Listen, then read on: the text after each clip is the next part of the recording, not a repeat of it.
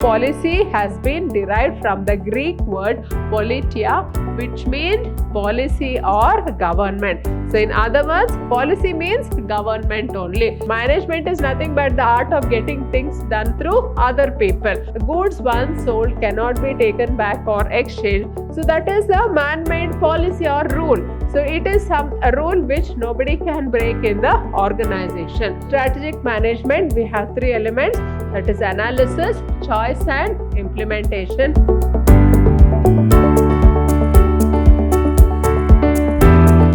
Hello everyone, I am Purnima, faculty in the Department of Commerce, Vidhyaashram First Grade College, Temple of Excellence, MYSURU. Welcome to this session 1 on business policy. So as you all know, the business policy is one of the subject for the 6th sem B.B.A, which I will be handling for this semester. Now, in this business policy, we should understand what is business policy, what is the nature of business policy, and also why it is essential for us to learn about business policy and strategic management. Now, we all know that in our previous classes or in the PU classes, we have studied about the various principles of management. Now, we have already given the business students or the students who are seeking business knowledge, we have given them all information relating to business management. But then again, why should they study about business policy? So that is the question. Now, here business policy as a separate subject of study, it came into existence in the year 1911. So when the Ford Foundation and the Carnegie Corporation, they did some research work, and because of their research, we have introduced this business policy as a separate subject for the students of B.B.A. So this business policy and strategic management has been recognized as a separate subject of study for the benefit of the students. So all the students of management, they are well versed in management principles. So it may be the 14 principles of sales management, or whether it is the functions of management. All of you know what is management. But then let us understand what is the meaning of the word business policy. Now let us look into what do you mean by a policy. What is the origin of the word policy? Now the word policy is derived from the Greek word politia, with meaning policy or the government. So policy has been derived from the Greek word politia, which means policy or government. So in other words, policy means government only. So in the autocratic system, the policies are framed by the leader, whereas in the democratic system, the policies are framed by the people. So whatever policy you need, whatever rules you need, suppose if it is in the field of administration, people make the rules, and if it is an autocratic system, the government will be making the different rules for the people. Now, the dictionary meaning of policy is a planned action, and that plan is a policy. Hence, policy and plan are synonymous. Now, in our junior classes, we have studied about the different types of plans. Under the different types of plans, we have also studied that policy also is one type of plan. Now, why do we say that policy is a type of plan? Because policies are done whenever the managers have to make decisions. So they can refer to the business policy and take decisions accordingly. So these policies are nothing but those decisions already made by the top management, so which can be taken by the lower levels of management as and when the time arises. Now let us have a look into what do we mean by policy. So according to Filippo, policy is a man-made rule of a predetermined course of action that is established to guide the performance of work towards the organization objective. So, what is policy? It is a man-made rule of predetermined course of action. So, whenever they say what is the policy, for example, if you say that goods once sold cannot be taken back or exchanged. So that is a man-made policy or rule. So it is a rule which nobody can break in the organization, or it is a predetermined course of action. So it is a course of action which has been already predetermined, that is established to guide the performance of work towards the organizational objective. So these objectives or these policies, they help the performance of work towards the organizational objective. So that is why these policies are made. It is a type of a standing plan that serves to guide subordinates in the execution of their task. So take the example of goods once sold cannot be taken back or exchanged. So this is the most common type of a policy which is printed on the bill of every organization. So whenever it sells goods, they just stamp it and give that. So why do they do that? Because nobody can go and return the goods back to the organization. So why do they avoid this? In order to see that customer who has taken the good, he has not tampered with the good or nothing is wrong with the product. So the buyer has to beware whenever he makes a purchase. So that is why, so this type of a standing plan, so goods once sold cannot be taken back or exchanged. It is a standing plan. So it will serve as a guide. So if any customer comes and tells, please exchange my good, then that manager or whoever the salesperson, he can always refer to the policy. Ma'am, our company's policy will not allow us to exchange the good, so we cannot exchange. So it will guide the subordinates in the execution. So he can always refuse it and he cannot take the blame because the decision has already been made by the top management. Now, next, according to George R. Terry, the meaning of policy is a verbal, written or implied overall guide setting up boundaries that supply the general limits and directions in which managerial action will take place. So it is a verbal. So it may be just told verbally or it may be written or implied, or they just set up the boundaries that supply the general limits and directions. So within this framework of the policy, the manager can take any of the decisions. So what we call as the intra-wires or the ultra-wires. So within that, all managerial actions can take place. So they are the statements of the organization framed in the light of its objectives. So whatever is the objective of the organization, based on the objectives, the policy will be framed in the various areas which its operations are concerned. So it may be related to personnel, that is the HR, financial, production, marketing and so on. So policies are framed statements. So they are framed in the light of the objectives of the organization. So it may be related to the HR, it may be related to finance, it may be related to production, marketing, etc. So all these come under business policy. Then next, business policy defines the scope or the spheres within which decisions can be taken by the subordinates in an organization. So business policy will tell us the limits within which the subordinates can take decisions. So otherwise, for every time a customer comes and returns the good, the subordinate will have to contact the management and then he'll have to get their approval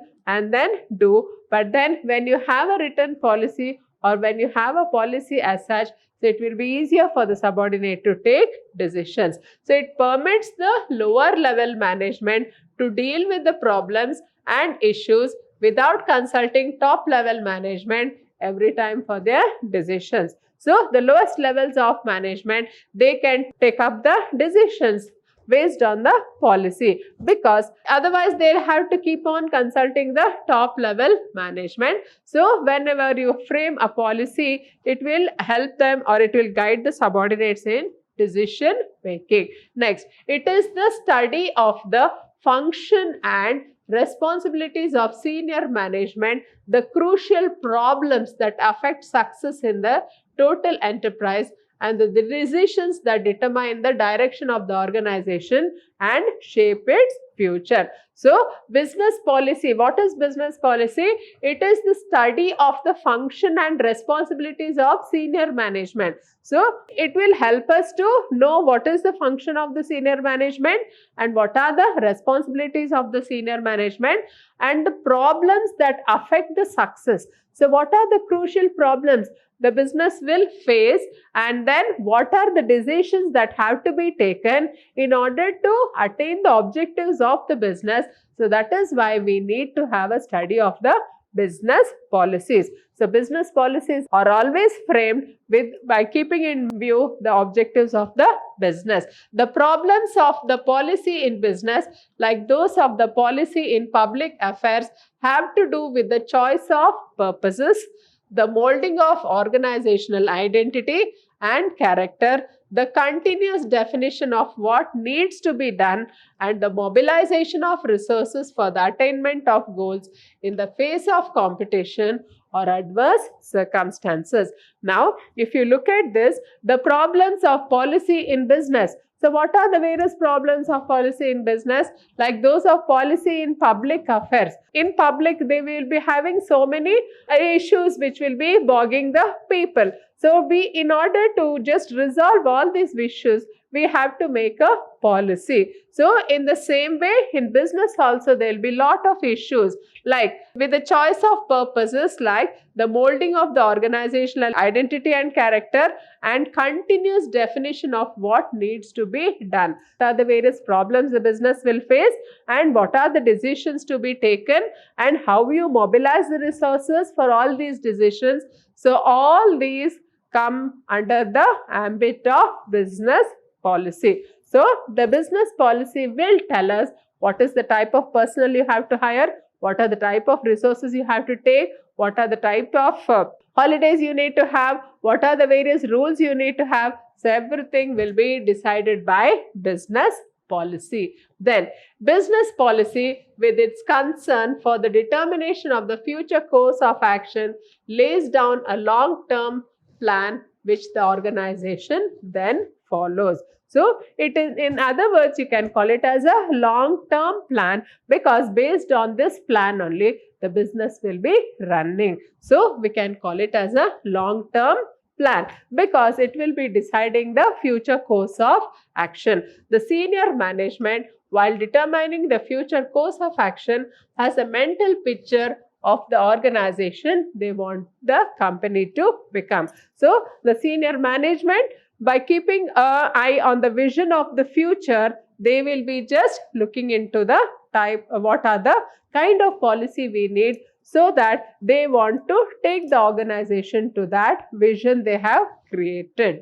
Then organizational decisions are not made in isolation and managerial actions cannot be taken without providing the resources necessary for them. So organizational decisions, whatever decisions you have to take, you cannot take it in isolation. So you have to look into the various factors, and managerial decisions have to be taken only by keeping in view what is the result of these actions and also what are the necessary resources which have to be provided to put the plans into action. The senior management, while deciding about the future course of action, concern themselves with the resources, financial, material and human, that would be required for the implementation of long-term plans. So, in the future course of action, the resources like financial resources, material resources and human resources would be required, and which will be required for the implementation of the long-term plans. So all this will be decided by the senior management. Then business policies are the guidelines developed by an organization to govern its actions. They define the limits within which decisions must be made. So in other words, it tells us the boundaries within which the subordinates can operate. Then it also deals with acquisition of resources with which organizational goals can be achieved. So acquisition of resources. So you may have a policy for production. So how do you purchase the raw materials, whether it is on a cash basis or a credit basis? How do you hire the personnel? Then How do you just purchase the machinery? For all these things, you need to have business policy. Only when you have a business policy framed for all the activities of the organization, you can see that the organization activities will run very smoothly. It is the study of the roles and responsibilities of top level management, the significant issues affecting organizational success, and decisions affecting organization in the long run. So, in business policy, we will be having a study of the roles and responsibilities. So, what is the functions and what is the responsibility of the top management? What are the issues which affect the organizational success, and or what are the decisions which affect the organization in the long run? So, based on all this, we will be studying the business policy. Now, let us have a look into what are the features of business policy. So, an effective business policy must have the following features.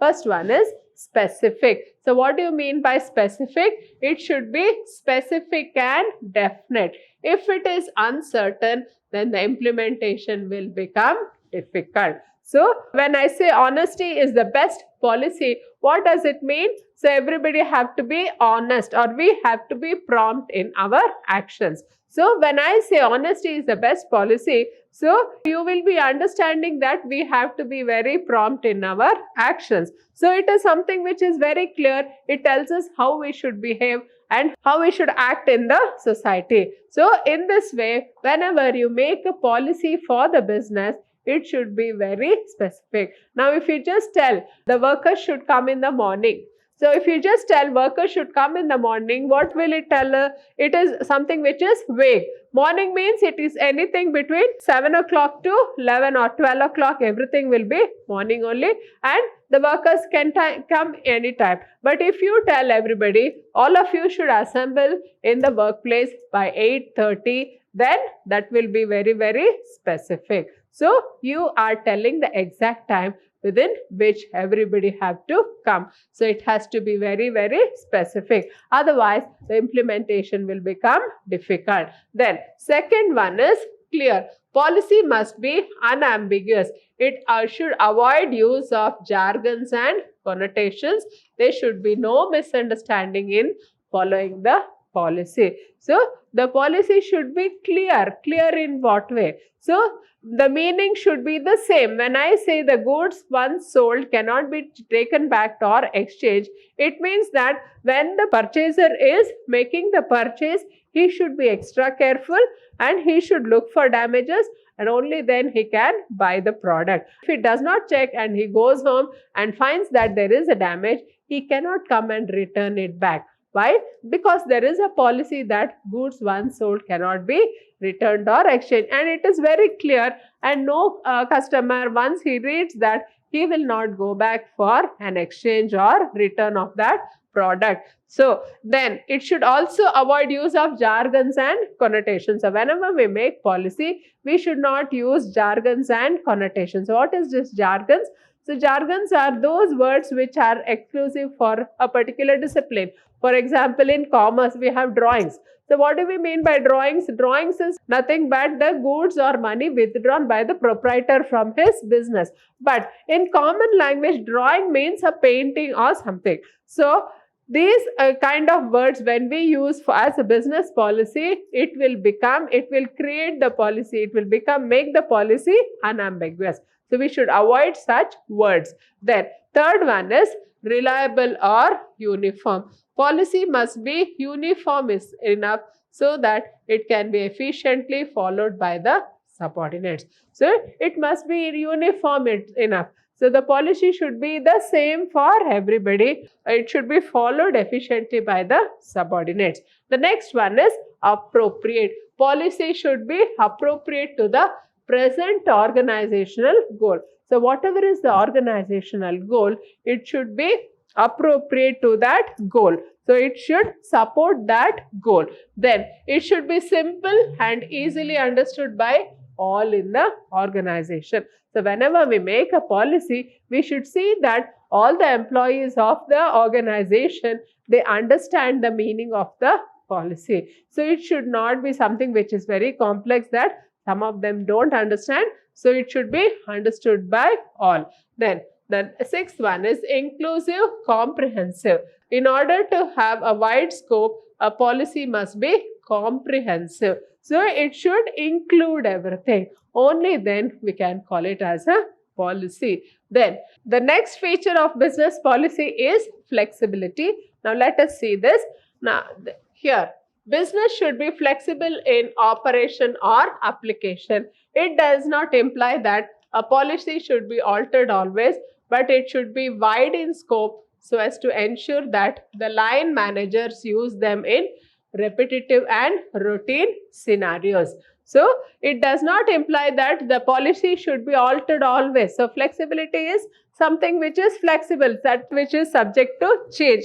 But here we should not think that policy can be changed. But then we should understand that the policy should be in a wide scope. It should be done in a wide scope so as to ensure that the managers use them for routine and repetitive decision making. So we should see that what is the scope of the policy and make use of the policy. Then the last feature of business policy is it should be stable. Otherwise, it will lead to indecisiveness and uncertainty in the minds of those who look into it for guidance. So stable, the business policy should be stable. Now what do we mean by stability? So it should be stable and it should be if there is no stability in the business policy, it will mean that the management is indecisive about a particular kind of activity. So, and it will create uncertainty for those who look into the policy. So we should understand that business policy should be stable. Then let us look into what do we mean by strategic management. Strategic management is the process of management of strategic decision making, implementation and control. So we know what is management. Management is nothing but the art of getting things done through other people. But what do we mean by strategic management? It is the process of making management of strategic decision making. What is the strategic decision making? We will see here. So strategic decision making, implementation and control. So all this come under strategic management. It is not a complete meaning of strategic management as it fails to cover many important aspects of strategic management. So under strategic management, it encompasses something more than this. Now let us see what else. Strategic management is concerned with deciding on strategy and planning how that strategy is to be put into effect. It can be thought of as having these elements within its strategic analysis, strategic choice and strategic implementation. Now, strategic management is concerned with deciding on strategy. Now, what is strategy? So, it is also a type of a business plan. So, what is the kind of strategy you use and how that strategy is to be implemented? So, that will come under strategic management. So, we have three elements here. One is this strategic analysis. So, you analyze the problem in front of you. What is the actual scenario of the problem and what are the various factors which affect? Then, second one is strategic choice. Now, what are the solutions there in front of us? That is the strategic choice. And lastly, the strategic implementation. So, after looking into all the pros and cons of the problem, then you try to make the implementation. So, that is what we call as strategic management. The strategic analysis seeks to understand the strategic position of the firm. The first thing you need to do is see the strategic position where the firm stands. Then, next strategic choice is to do with the formulation of possible course of action. So, first thing is position of the organization. Second one is strategic choices. You just formulate the possible courses of action. And third one is concerned with planning how the choice of strategy will be implemented. So how you are going to implement this, so that will come under strategic implementation. So all this, when you put it as a picture, it comes like this. So one is strategic analysis, from there strategic choice, strategic implementation, and then we have the evaluation process. So strategic management is a continuous, iterative, cross-functional process aimed at keeping an organization as a whole appropriately matched to its environment. So it is something, it is a combination of all this. So strategic management, we have three elements, that is analysis, choice and implementation, and again evaluation process, and then again it goes back. So it is there to keep the organization always ahead. So I hope you have understood this introduction session on business policy and strategic management. Thank you.